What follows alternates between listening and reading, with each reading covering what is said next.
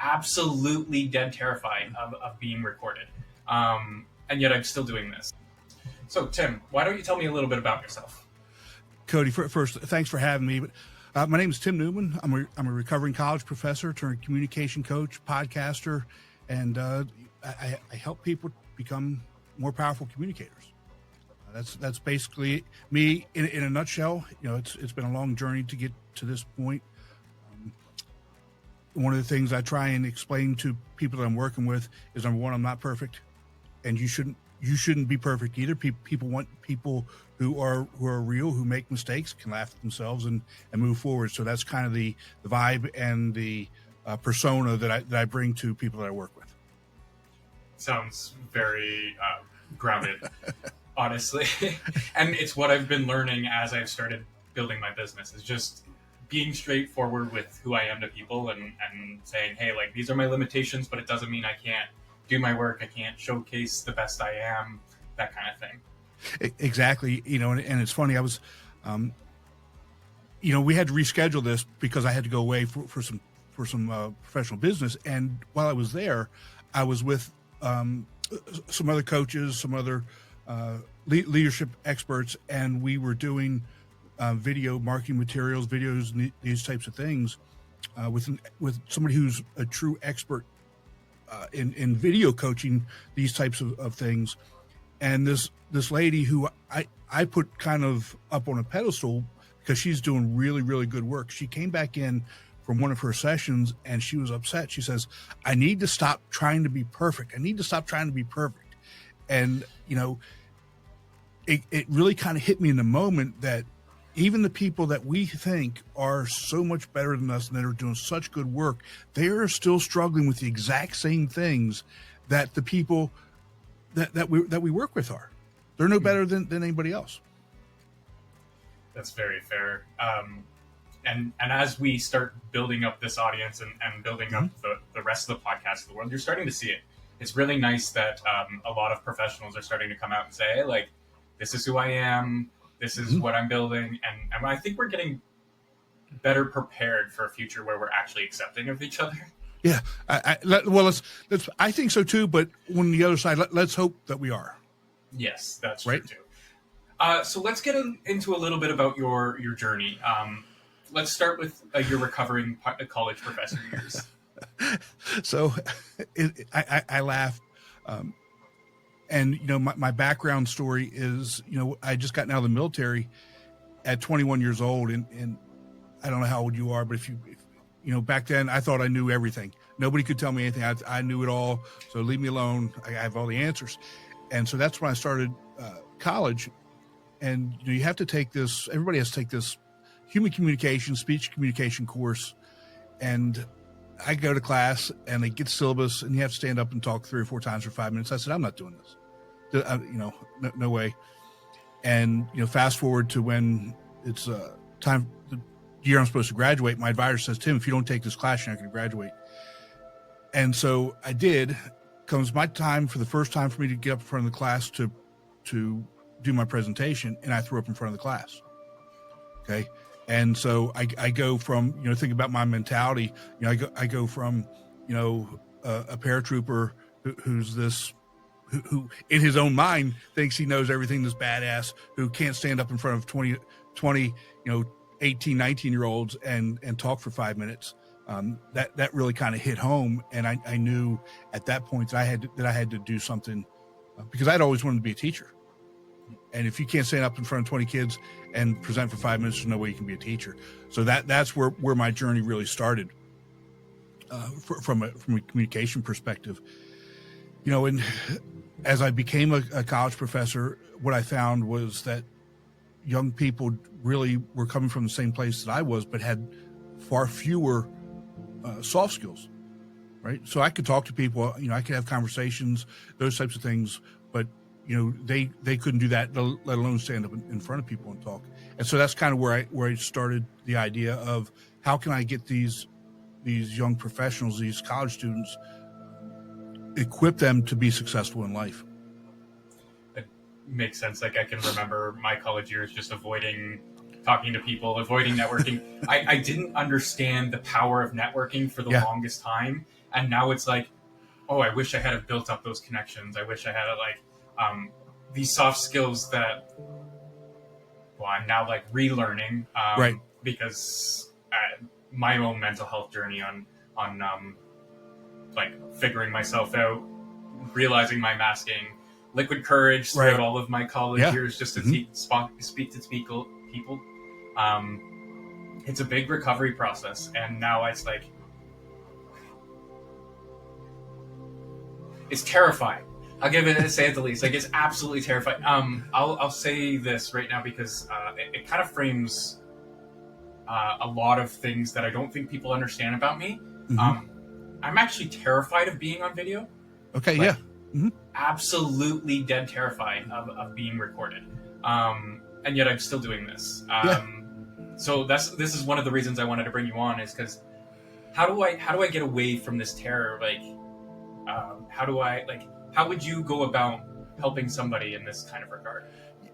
Cody, number one, I truly appreciate, and I appreciate you saying that, and I think it's amazing that you're taking a step in this journey, and what you're doing is a way to get over it. I think that, too many people know that they don't want to do something, and I'm the master at getting out of things that I don't want to do. I mean, I'm the best at it. I give it to somebody else. I pretend it's not there, whatever it is, right? I can get out of it. And that's what I did for a long time too. But, by doing by doing this, you're taking those steps. But one of the first things that you really have to do as well is figure out what that is. Figure out why do you have that fear? What's causing it? And address that separately above and beyond actually doing it, because we can still do it, right? And still be petrified of it. And at some point, even the more we do it, we're going to get better. But if we don't deal with why we're so scared of it, we're going to level off, and we're not going to be able to take the next step to be good or great or to whatever level it is that you want to get at it. And here's an example for you, okay? I told you I was in the Army. I was a paratrooper. I'm scared to death of heights.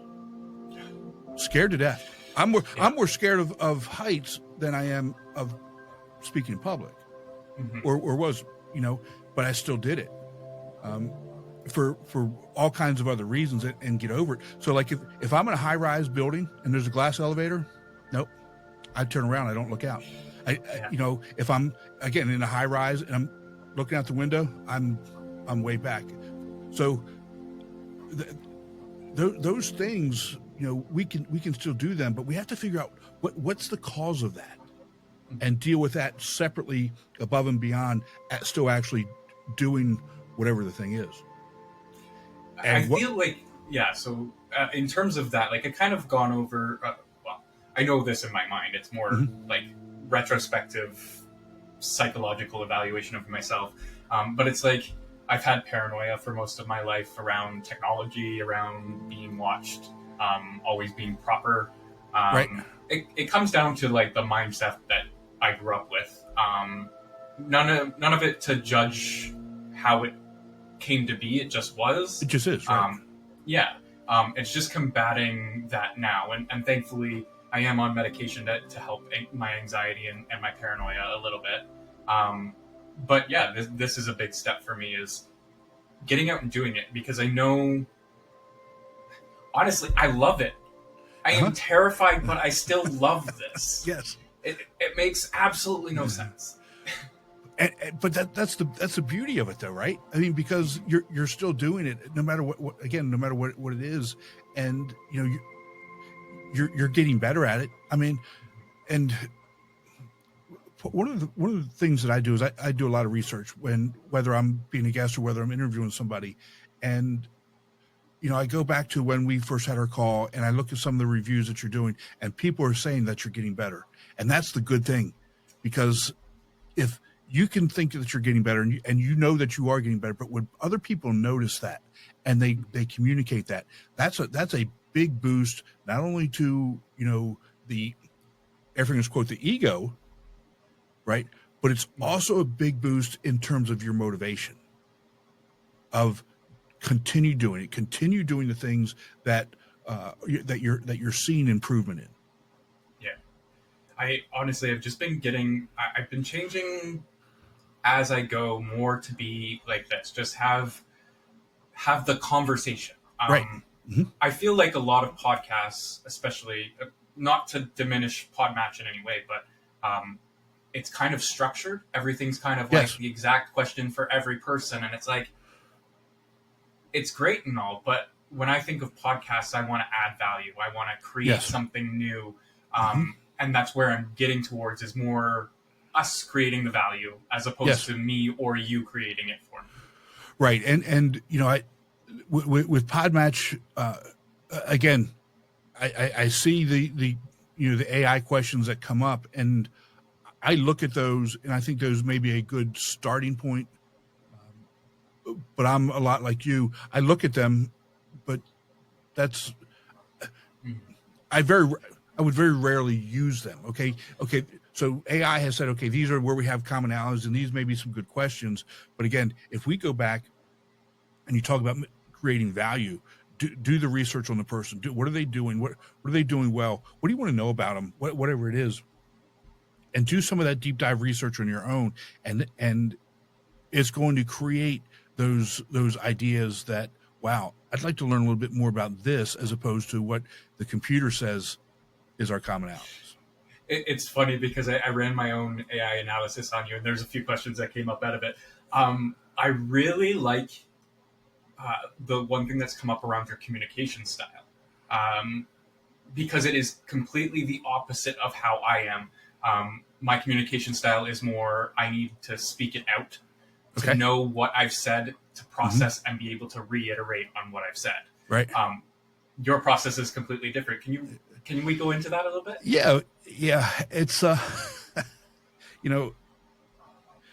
I've got, and I talk about this a lot. So this is, we're not breaking news here. I've got ADHD really, really bad. And, if you have it, if your listeners have it and they understand what I'm getting ready to say, my brain moves so quickly that my mouth sometimes can't keep up with my brain. And so some of the things that come out, and when we got on here, I said, if it comes out of my mouth, I've said it, and it is what it is. And I've learned that throughout my life, you can't take things back. And again, I think that's something that's people want to hear. Okay, that thought came from somewhere, so he said it. Here's a for example. Again, last week that whole backstory, and one of the times when I was being interviewed, and it was kind of a formal interview. It wasn't podcast. I was in a suit and tie. Yeah. My interview was a suit and tie, and it was a formal interview. Some things came out of my mouth. At the end of the day, I said, "Oh my God, I can't believe I said that. I can't believe I said that. I can't." But that's just who I am, and it is what it is. And I think that part of the biggest issue here, and I think this is a really, really key point. If we can't laugh at ourselves, if we can't, we take ourselves so seriously all the time. And if we can't just sit back and laugh at ourselves, I don't know how we get through life, because otherwise, we get so uptight. Oh my gosh, I said one word wrong. Oh my gosh, I can't believe I said that. Now I'm going to get fired, or people are going to hate me. You know what? And I tell people all the time, I don't take myself very seriously at all. I mean, just listen to some of the things that come out of my mouth. I laugh at myself. I joke about myself. I would never joke on somebody else. Yeah. Well, I wouldn't say that. Outside of the people that the inner circle that know that. I would never joke on a client. I would never joke on somebody in business. But I joke on myself all the time. But I take what I do very seriously, and I take my skill set very seriously, and I take, like you said, adding value to people very seriously. So that's the real difference. I think that's something that sets me apart from a lot of different people. Yeah, and that's what I think a lot of people don't understand is when they're getting onto these things, it's like, how do I provide value? And I like the give and take. I like the collaborative approach, because I can talk. I know I can talk, but these spaces aren't for me to talk. They're for us to discuss together. Right. That got into a point around like the fear of judgment. I just want to So I'll give a little bit more context, Mm-hmm. because you had talked on a point of whatever you say is out there. I remember my college years, and the reason I have a podcast and I wanted a podcast is because of my college years, where all of my friends were like, we literally had a wall that said "stupid shit Cody said," and Okay. it was just a wall of text of random crap that I had said that was just hilarious to my friend group, and I'm like, I really wish we had have like kept that and commemorated it and posted it online for others to share, Right. because that entertainment is value. Yes. But a lot of fear of judgment came out of that, and I'm realizing that a lot of my life has been built around fear of judgment. Let's go into that topic. Yeah. Can you speak to that? Yeah, and that's our own inner self-talk, right? Now understand what I'm getting ready to say here. And again, this goes for your audience as well. I'm not saying that there aren't people out there that judge you. I'm not saying that. But what I'm saying is the majority of people aren't thinking about you. They're thinking about themselves. They're worried about you judging them. Because again, these thoughts, they come from us. And we put our own limitations and our own judgments. That's our voice. Everybody else is thinking about themselves. They're worried about you thinking bad about them. So like if you're in a team meeting and if or stand up on stage or whatever, they're not worried about what clothes you're wearing.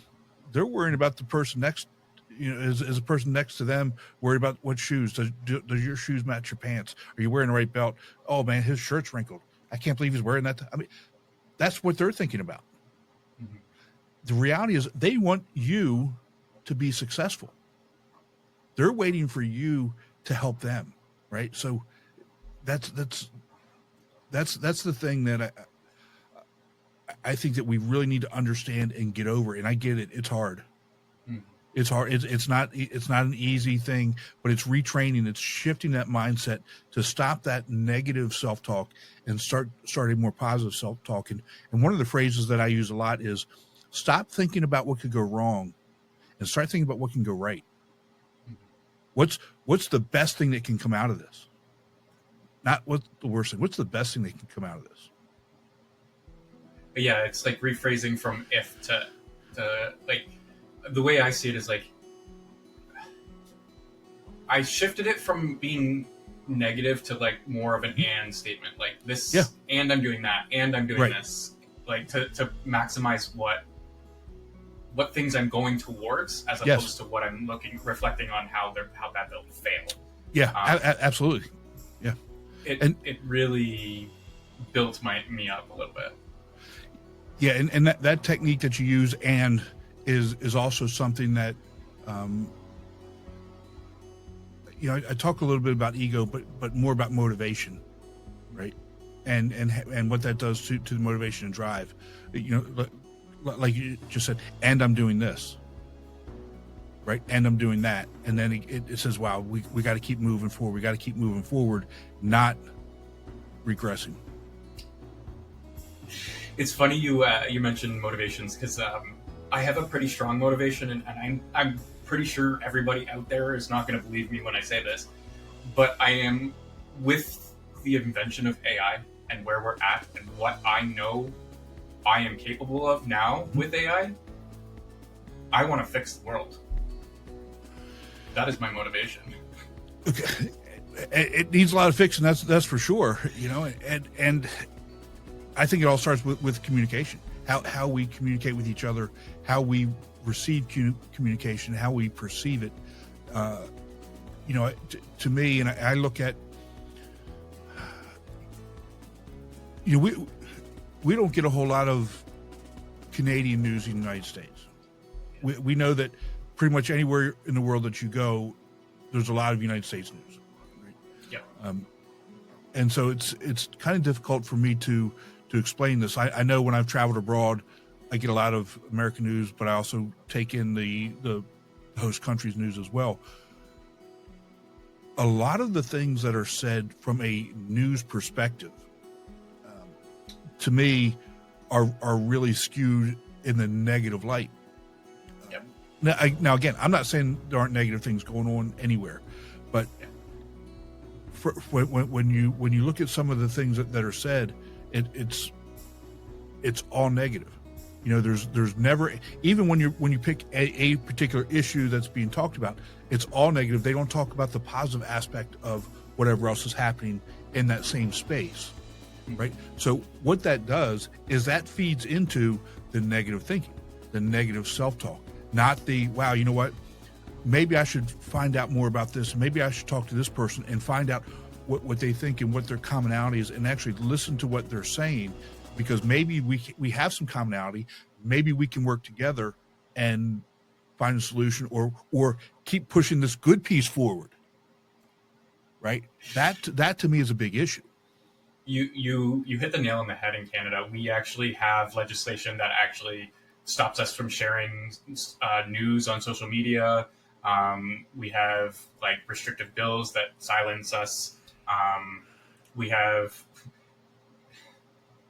one mainstream media that is so propagandized half our country into thinking that we're a two-party political system, and that anybody who speaks against their party is immediately the other party. Right. And it's like, okay, but that's not how our politics work. I can be in your party and still not like what our party's doing. Exactly. But I digress. But it really has come.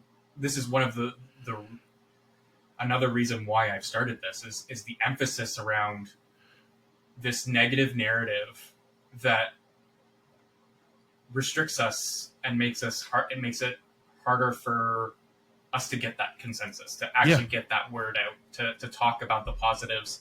And it for the longest time made me scared of actually talking to my neighbor. And how awful is that? I mean, it's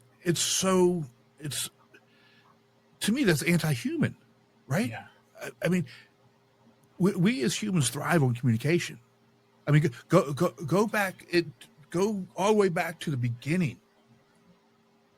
We communicated in different ways, right? From grunts and sounds to hieroglyphics to words to language to social media to AI, right? We've evolved, and part of it now is we're afraid to talk to our neighbor because of whatever reason. We're afraid that they're gonna be mad at us or hate us, start a fight. I mean, if you can't go out in the world and have a conversation with somebody because you're afraid there's going to be a fist fight, that's a real problem, and that's where we're at. That's sad, and to me, it's sad. Yeah, it really is. Actually, that's why I love my town so much of Lewisport. It's so everybody talks to everybody. You can't get through the grocery store because everybody's just having a conversation in the aisles. It really does speak to the old way of how we used to talk to each other, run into each other, and just have these random conversations that are now progressing online. How do we try to how do we bring those connections online? Because I don't think in human we do still need it, but for the most of our existence now, we're going to have to be online. I just wonder how we translate that. Yeah, that's a really good question, and I don't know that I have an answer to that outside of a general concept. I can't affect somebody. So I live on a small island in South Carolina. I live in Hilton Head Island, South Carolina. Okay, let's just put it this way: I can't affect somebody just over the bridge with what I think, what I do, what have you. Why would I think that I can affect somebody in North Carolina? Why would I think that I can affect somebody over here? So we can only affect the people that we have come in contact with, our circle, whatever that is. Now, podcasting and technology helps us expand that circle. But the reality is, the only way we're going to see real change is if we can affect people within our inner circle, within our basic sphere of influence. And hopefully that they take that and they start affecting their sphere of influence. And then there's that ripple effect that goes wider. I I do believe this, Cody. So I believe this with all my heart, all my heart. It's funny you just mentioned that because I've just seen that in action. Mm-hmm. So our local cafe it has been serving for I think 5 years now here. She was a paramedic and then became a baker and built this beautiful cafe. And it's been rave reviews. It's called Kinden's. Oh, she's gonna kill me. I can't remember the name, but it's Kinden's Cafe or something. Cafe and Bakery, I think is. Um, and she just it's been promoting tourism. She's on the local like entrepreneurism board here, just trying to like build up entrepreneurism in our Mm-hmm. town. Um, and since she started becoming bigger and affecting more of the province, Okay. I've seen so many applications in our town now for small businesses starting up, trying to grow, That's awesome. taking from her direction. And that's what I mean. Like I see it in action, and it just. I wish more of Canada could see this because I think this is. I don't know if I said this in the previous interview, but like 40% of our country is government services. Wow. So Wow. yeah, a big chunk of us do not understand what it's like to like set yourself up, work for your dollar essentially. I don't mean that they don't work for their dollar, but like to build No, their I value get it. themselves and No, I things get like it. Right. that. Right. So that's why I do this. I want to build that up because I know it's possible. It is, and I do think that there are more people who have that thought and mentality than we think. It's just that again, we get so those voices get so drowned out by the negative talk, by the negative voices. You can't do this. Who do you think you are that you're going to go out and do this?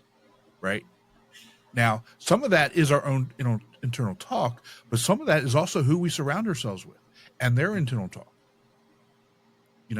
Well, you can't do that, or you shouldn't do that, or whatever it is, and it's part of who we surround ourselves with and who we let in our inner circle and help guide us and direct us. Now, that being said, we need to have people in our inner circle who are going to be critical of us and who are going to say, you know what, you really need to think about this, or Cody, you're doing it wrong. Tim, cut that out. But we also have to have people in our inner circle who are going to actually listen and encourage us to do whatever it is that we need to do, and they're going to help us along the way. Not who do you think you are? Why are you doing that type of talk? It speaks to somebody that I reached out to and built an application for, and he kind of bit my head off for doing it because he's like, "Who are you to do this? Like, you don't have these credentials to do this." And I'm like, "Well, I don't need them. Everything I need is on the computer. Like, I can do it." But yeah, like I understand where you're coming from. Yeah. Yeah, it's crazy. I mean, we've allowed the inner self talk to gravitate to other people to allow them to talk to us like that as well. It has to stop. Very fair, because actually with AI, I don't know what I can't do. I honestly am so impressed with the level of, if you tell me something to like build digitally, anything that can be built by a computer, I don't think I'm limited by anymore. I think I'm now like free and clear to build everything because I can understand how to ask how to build it. Well, how do you see that? Going forward. How do you see that going forward with communication and soft skills and interpersonal skills? Because I 100% get we've got to have technology, and AI is a phenomenal tool. But to me, ultimately, it's going to come down to interpersonal relationships and interpersonal action. So the concept that I've kind of come around, and I don't know if it works for everybody, but I know it works. I feel like it works for neurodivergent people. I see it as an accessibility tool for communication. Okay. Because how do I frame this? I always try and apply context to every conversation I have. Right. Okay. Like that's kind of what we do. We just apply right. a bunch of context and then ask what we're trying to get at. It has been able to give me that context, but able to shorten it down enough that I can communicate it enough that it doesn't lose anybody, that it doesn't lose its intended context and message, but it's able to still relay the same intention and meaning. Okay. It's helping me really communicate better with people. Now, it doesn't help me in real time yet, but right. I'm working on something so that I can actually have that out on me, so that when I'm having a discussion, it can prompt me to say, hey, like, here's how you can kind of word this conversation so that it's a little bit more adherent to what you're trying to say. I'm basically trying to build myself an assistant that will teach me how to talk properly while I'm out in public. Okay. But again, this is another like project on the back burner that I've got 1,700 of now. So can we just take that just a step further? Okay. Yeah. So, by doing that, is your hopes that it helps you learn those skills and eventually you don't need AI, or is that something that you think is a tool that, you know what? I would like to set it. So there's two ways I could set it up. Mm-hmm. It could be a tool that just does it for me. Mm-hmm. But I don't think that's the framework any AI professional wants to take. Okay. I think we should really focus on human-centered AI, empowering individuals to better themselves and use it to build themselves up. Right. So I would design it in a way that is a nudge or a way to like direct you without triggering you, without like that kind of thing. Okay. But teaching over time. Right. Right. You know, I got an email from a friend who's creating something like that about writing emails, about writing business emails. Yeah. And I tested it out, and it's fascinating how it created a response email. So you give it a topic. I'm replying to a colleague about, and then you give it the topic and what you wanted it to know, and it will write the email for you. Yeah. And then it asks you, does it have the tone that you want? Does it contain what you really want it to say? And if it does, you say yes, and it says great. And if it doesn't, you say, okay, this is it missed the mark here, or it was redundant in this area. And so it's actually teaching you how to actually write a good professional email by walking you through those steps. It was fascinating. That's how so before AI got to this level, that's how I actually started. When I was working for the government, I started using this just to say, okay, here's all my context. Can you break this down into a professional email? Because it would take me 3 to 4 hours to send a 2-sentence email. Right. I get it. Because of how do I format this? What is the intention? And I walked myself through that on GPT-3 or 2.5 or whatever it was released in. Right. Yeah. And that's how I built my understanding of how to do it properly. And now I don't worry about what I'm sending, because I understand that what I've sent is proper, regardless of how I sent it. And I even have tools to kind of clean it up in my own tone now to say, hey, like, this is what I'm saying.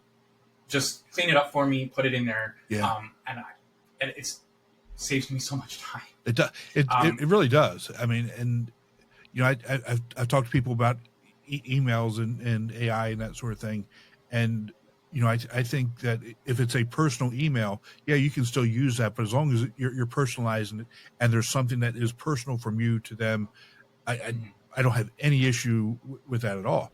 It saves, like you said, a ton of time. It communicates what you want to communicate, and you don't have to worry about, oh, should I not have said that? Because, when it's a spoken word, yeah, okay, it goes out in the ether. Now this is here forever, but that written word, that's literally there, truly there forever. And, I think people spend more time thinking about that, where some people spend more time thinking about that than what they say. Let's just put it that way. Yeah, I feel you. I even old like Facebook comments on like picture. So this kind of gets me into a topic that I recently read on because it was Gen Z has termed like millennial culture, where we got onto Instagram and YouTube and started doing all these dumb things and forever immortalized it on our on the internet as like a cringe moment now. And I think that kind of brought the reality of humanity to the world. Yeah. Because I remember stories of my grandfather being like, yeah, when I was 13, me and my buddies went and stole a beer truck because we thought it was filled with beer, and we drove it 5 miles down the road and found out it was empty, so we just bailed on it. And it's like, hey, that sounds like something I did in my 20s, but right. with another situation here. And it's like, we captured that. Yeah. Should we hide that? Well, should we be steering away from that? I just think that's so different now. I worry about the legalities because it sucks that people are getting in legal trouble for the stupid shit people have done for centuries. Yes, and when I was growing up, thank God there weren't cameras around. I mean, I'm just being honest.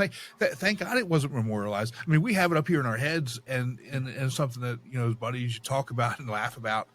But if we were doing those things now, how much? I mean, I'd be in jail. But here's the other piece of that. What's socially acceptable, and kind of think about it from an alcohol perspective, right?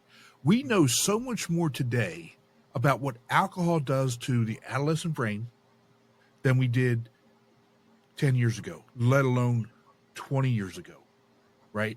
And as I'm no prude, don't mistake that. But I'm way more conscious now about the whole idea that things like alcohol play into decision making for kids, young people, adolescents, even early 20s, and cautioning them about, is this something that you really want to do? Is it really that important to you? And I think as we've seen from a societal perspective, a shift in how we perceive some of those things. Now we're still doing dumb things. We're still posting it online, right? But some of those things aren't going to have some of the long-term consequences that we did when I was younger. The nice part is, like alcohol as being now informed. Like I think even Gen Z is cutting back on alcohol at like they are. mass percentages. But yeah, like even when I was going through school, like it sounds bad, but I was always the mother. Okay. Always, even no matter how drunk I was always able to take care of my friends, make sure they got home, make sure they did the smart decisions. Mm-hmm. I always deemed myself the mother of the group because I was always just trying to make sure that nobody did something that would wind them up in jail. Right. But I think it came from understanding that. So when I was 16, my parents gave me the opportunity to drink like an adult. I got to we did a family gathering on a Cuban resort, all-inclusive resort, and my parents made the decision to let me be an adult. Here's your drinking ticket. Okay. And I found out very fast how fun alcohol is and how stupid I can be on alcohol. But that really did inform form my college years to really help me stop the stupid shit. Right. That 1 week my parents gave me to just go hard, and holy, I slept on bushes, threw up in the pool, like it was bad. I remember just little bits and pieces, but I don't regret it, and I thank my parents every day, because when I got to college, I was ready. Right. I wish more people could have that experience, to be honest. Yeah, and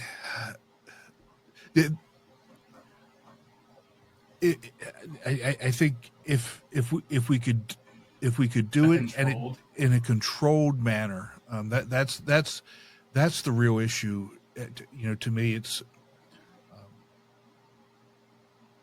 because what we know about the adolescent brain, and from my understanding, is what research is telling us is from the first time that you take a drink as an adolescent, that's your brain stops. Your brain doesn't stop growing, doesn't stop. Let's just use the word growing, but what it does is it stunts that growth. So let's just say it's growing at 2 times. You take that first drink, then it starts growing at 1.8 times, 1.9 times.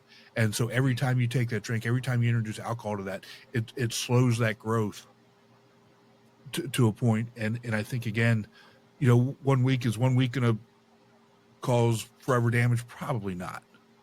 But if that 1 week turns into 2 weeks, turns into 3 weeks, turns into a month, turns into a year, and the damage that does, and sets us back, that to me is the issue. Yeah, and I really did learn, not at the 16, but when I was older, better tolerance, why, like, learning my limits, and that, like, I don't need as much to enjoy my time. Right. But it is a different time nowadays. Like, I couldn't see myself going into a bar and ordering a mocktail, but to each their own. Well, Cody, let's just take that for example, right? That goes back to what we think people think of us. Yeah. If I mean, and I'm, again, this is no judgment on anybody. Who cares what I'm having, right? I truly don't care. If I were to go someplace and order a Shirley Temple, I don't care what Joe over here thinks. Oh, this guy's I want a Shirley Temple. Whatever. I mean, this is what I want. This is what I'm going to have. And I think if we stop worrying about what we think other people think about us, and start worrying about what we want and what's best for us at the time, we're going to be so much better off. And think about this. I laugh. Go ahead. Sorry. Go ahead. I just laugh because I wasn't saying in terms of, like, I wouldn't order a mocktail. It's because I don't like sugary drinks, so I would just order. Oh, okay. Well, there you go. Right. And I love sugar. I mean, that's why I'm a diabetic, I guess. I don't know. But, I gave up thinking about what other people think about me a long time ago. I mean, because it was destructive. It was truly destructive. I think people really need to understand that it really is destructive of what people think of you. To give the audience a little bit of context, I remember sitting in my bedroom, like, crying and cradling myself just because of, like, worry over things I've said to people or things I've said in a professional environment. Like, it kills you, just your own internal thoughts. Mm-hmm. I'm glad I don't care anymore, which is why I've got the weird Canadian. While I am terrified, I'm still making progress and still just spewing whatever comes out. Stupid shit Cody says, That's awesome. But I really do enjoy not worrying. It took a long time, but I go to the grocery store in my pajamas now. Nobody worries when I walk into a business meeting and I'm literally in a t-shirt and my pajama pants. I'm not worried because I don't think about it. Right. I am who I am. You're either going to accept me or not. Exactly. And with that, maybe there's some growth there that has to take place from I mean, you're an established professional. Maybe there's some growth that needs to happen for a young professional to do that, but not letting people not doing things because you're worried about what other people are thinking. Right. Still do you. Still be who you are. Still go forth and be whatever it is that you're going to be, and not worry about it. Just do you. That's a good topic to end on, I think. If you're okay with that? Oh yeah, Cody, I appreciate this. I love this conversation. I do too. You got to keep was it really good. I will have you back on, and we'll have a deeper conversation on it. I think this needs to be continually talked about. It's just building up confidence, promoting how to build it, yeah, and just being authentic. I think even business needs to learn from this. Like, we need to stop thinking you need to be in a business suit and tie and be this professional person to be successful, I think. Well, it's I was on a webinar probably a month ago, and they were teaching us they were teaching us some benefits of a software program where you had a profile, you put videos of yourself up, pictures of yourself up, and build a profile. And I had a question about maybe combining profiles to the presenter, and she looked at it and she said, "Tim, you need to do something about your face." And I said, "This is my face. What do you want me to do with it?" And basically what she was saying was, I need to show more personality because I've been accused of having resting bitch face. So I wasn't smiling in my picture. The pictures that she originally saw, really no personality. And then she went deeper into my profile and saw some more personality type pictures. And then she said, "Tim, if you keep doing that stuff, people aren't going to hire you." So which is it, man? You let me know. Yeah. But it was funny. I laugh about it. I mean, it's again, you can't hurt my feelings. It is what it is. I'm not there yet, but I imagine when I get to the level of like actually talking to corporations and stuff, there's going to be pushback on me because I'm not going to change who I am to deal with somebody. I refuse to do that. This is my brand is built around me being me. Right. If somebody needs to change me to work with me, then I guess we can't work together. That's not it. Can't work together. Yeah. It's not a good fit. Not a good fit for you. Not a good fit for me. And that's okay. Yeah, that's okay. It's not right or wrong. It just is. Just won't work together. Okay, so I'll give you 5 minutes so we can actually like clean this up and get on. Awesome. Do you have anything coming up or anything you'd like to plug before we go off? Sign off. So I'm working on a new course. It's called the Confident Connection Formula, and essentially what that does is it helps people create elevator pitches. It helps people feel comfortable introducing themselves. The course is almost built, and I'm hoping that we're going to launch that early fall, maybe September. Awesome. And where can people reach you? The best place to find me is at my website, and that's timnewmanspeaks.com. That's timnewmanspeaks.com. You find everything there. The podcast is there. The course, the Forming for Public Speaking course is there.